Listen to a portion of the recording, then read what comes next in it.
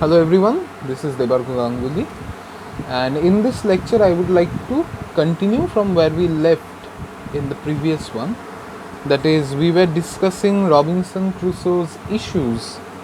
I have made a kind of summary of the issues of the novel Robinson Crusoe for helping the students. I would focus on each and every point later in the later videos in quite some detail, but for the time being I am simply focusing on one or two key issues, a summary of the key issues, that is. Now we have identified certain issues like the political issue, economical issue, uh, religious issue, and so on and so forth. And in the last video, we ended with the with the religious issue of Robinson Crusoe. Now in this video, I would like to continue from there. Now we need to understand one thing. If seen from the religious perspective, also, even then, the thing is that Robinson Crusoe's entire action, the entire plot revolves around one single thing, that is Crusoe's shipwreck on the island. Now, if we see this from the religious aspect, we realize that it is God's plan of bringing Robinson Crusoe to a sense of repentance, if seen from the puritanical perspective. So what happens is that there are supporting textual evidences for this opinion. There are multiple, but especially one textual instance is very significant to me. So I'll mention only that one. So in my book, around page 140, there is a quotation: I had now brought my state of life, and then Crusoe talks about his state of life. And then in page 144, he says, next to miraculous. So here we have the Puritan sense of the marvelous care and grace of God for an unworthy man, a sinner like all other men, but the care of God is extending from the greatest displays of power, like the great storms of the sea, and even to the most intimate of kindnesses. Now, what happens over here is that all of this is expressed so elaborately that it is impossible to miss this. So, you cannot absolutely read Robinson Crusoe without the religious aspect. Now, it is unlikely that Defoe was being a hypocrite, or he was trying, or he was in the horns of a dilemma when he was talking about a Crusoe who is pragmatic and a Defoe who is religious. This duality always remains in Robinson Crusoe and in Defoe's fiction. So there seems to be a lot of problem, but for the time being I would say let's keep this contradiction alive, because this contradiction also allows us to interpret the text in a different light. Now what happens over here is that there is a post-colonial paradigm to the text as well. Now, what is post-colonialism is a very difficult question to answer, because there have been so many opinions about it. But for the time being, let's agree on few basics. Number one, a colonizer master comes to a native land. He colonizes the people, tries to subjugate them through power or through intellect or whatever, through machinery, whatever. And then what happens is that the colonizer master treats his colonized subjects unfairly, and from the moment of their colonization starts the post-colonial impact. Let's agree on this much. Now, the harshest and the most disagreeable note of the novel is in Crusoe's attitude towards the non-Europeans, that is the natives. And it is just because this attitude is so unpleasant that it kind of helps us. It draws our interest, it piques our interest because it kind of helps us to understand the nature of British imperialism in the third world countries. Because the time when this novel is written, Britain was subjugating half of the world. So there is no question that the attitudes expressed by Crusoe are those of the authors as well. But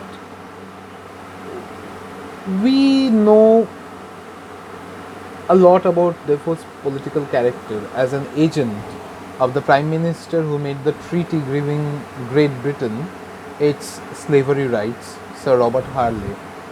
Now, he was more or less in sync with the British policy of slavery. Now, furthermore, it is also clear that Defoe is showing his casual sense of superiority to non-Europeans and counting on his readers' sympathy, even to the point of making native humor one of the interests of the novel. Now, when Defoe wrote this novel, I wonder whether he imagined that one day a third world country like ours would have his novel in the English honours syllabus. I sincerely wonder.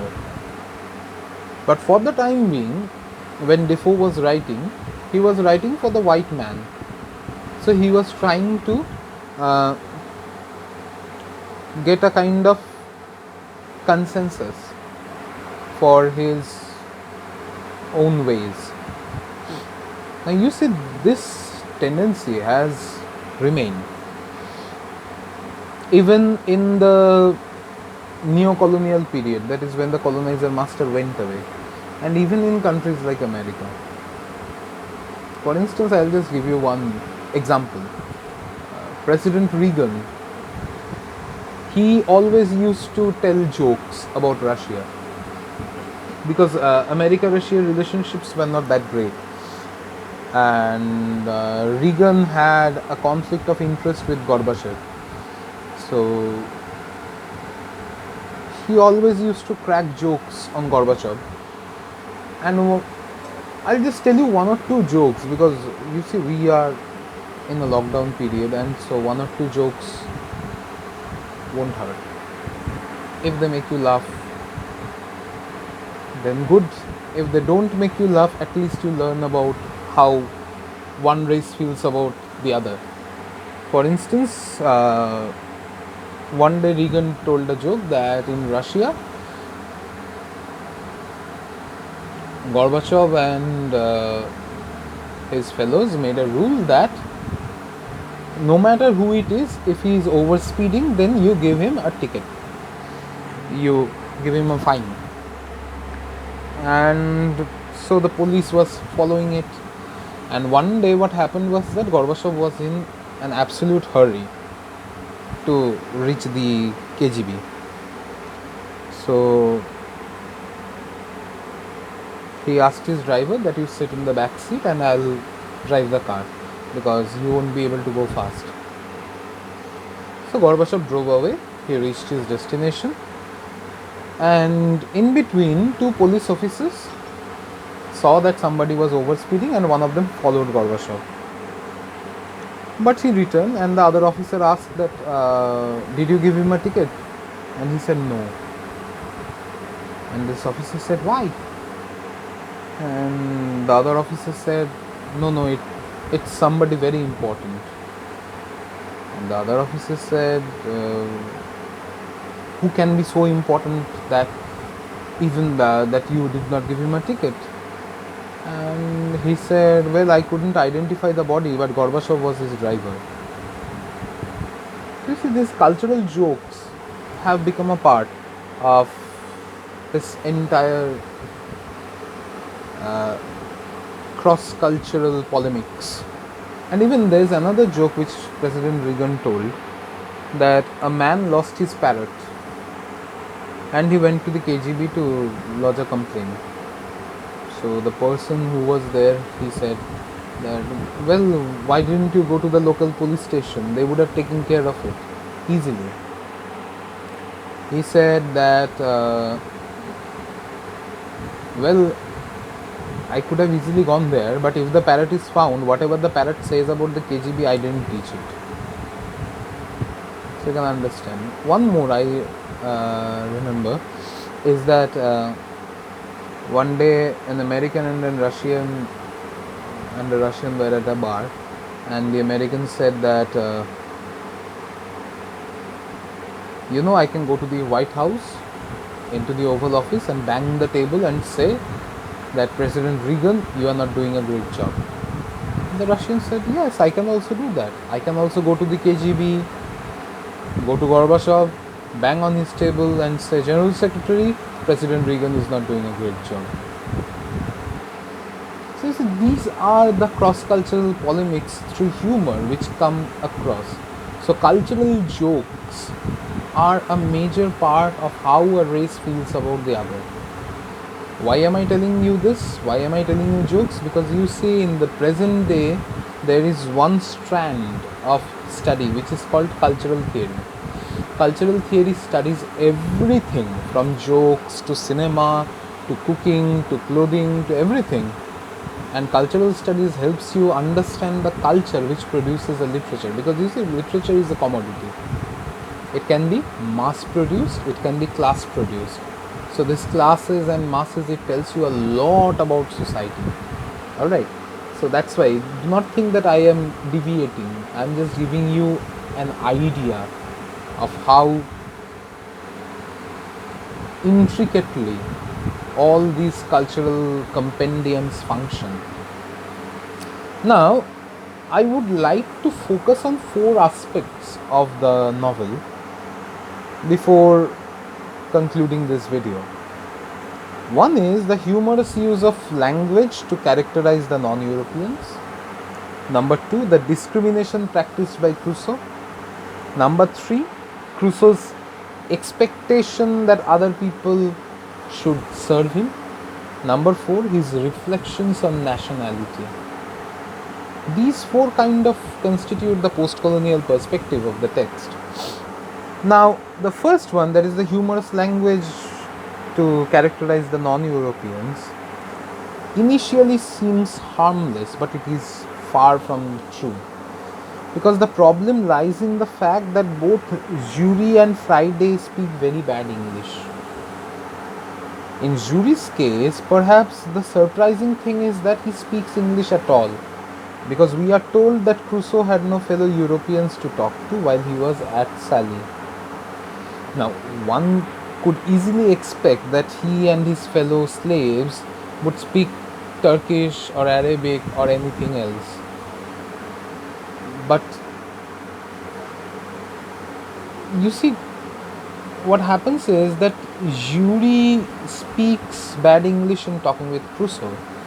Friday, of course, spoke no English when he first met Crusoe, yet after some time, some 3 or 4 years of constant conversations in English, his English is no better than Jury's.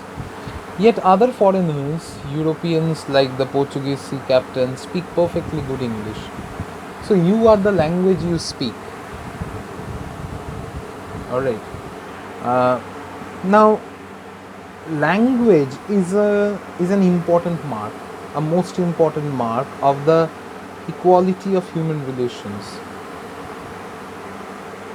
That therefore presents Jury and Friday thus, making humorous use of their bad English, has kind of insidious effects on making us see them as somehow inferior to Crusoe and to Englishmen generally. Now you see, what happens is that in The Tempest, Shakespeare used a similar trope. Prospero, who is the colonizer, once he tells Caliban that you used to speak gibberish and I gave you language. And Caliban says, yes, you gave me language and my benefit upon it is that I can curse you. So yes, you gave me language, and I can now use your language to curse you. So that's the empire writing back. But here we do not have any empire writing back. Now the second thing to note is that in another instance, we see that Crusoe is very discriminatory. That is in the episode which begins on page 233 in my book, where Crusoe, after having determined not to interfere in the cannibalistic rituals of the Indians who come to the island, changes his mind suddenly and does interfere. And the cause of his interference is that one of the victims is a European. So there is some abstract justification that might be made out of this on the basis of Crusoe's theory of nationalities.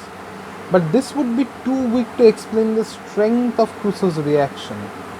Friday's announcement that one of the victims is a European, Defoe writes, fired all the very soul within him, and he was filled with horror at the very naming of the white-bearded man. He saw this man plainly was an European and had clothes on.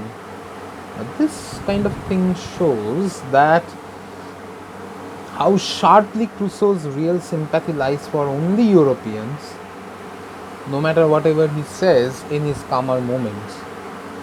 Finally, the fourth thing that we can observe is that Crusoe's theory of nationalities is, although not very racist, but seems to see the bulk of the native peoples, the indigenous peoples, as evil and deserving God's retribution. Now, it is true that he leaves it to God to punish them, but the expression of the theory is designed sharply to limit our sympathies with him. Now, I'll give you just one passage. We did not know by what light and law this should be condemned, but that as God was necessarily and by the nature of his being infinitely holy and just, so it could not be but that if these creatures were all sentenced to absence from himself, it was on account of sinning against the light. Page 212. Therefore, whereas Crusoe himself is in special care of providence, these people are seen by him as being literally God forsaken. And therefore, you see a shrewd businessman in his attitude, religious to the point of becoming fanatic, a Puritan, and a man of paradoxes. So that's how we'll keep Crusoe at the time being, and in the next lectures I would develop more upon Crusoe. Thank you.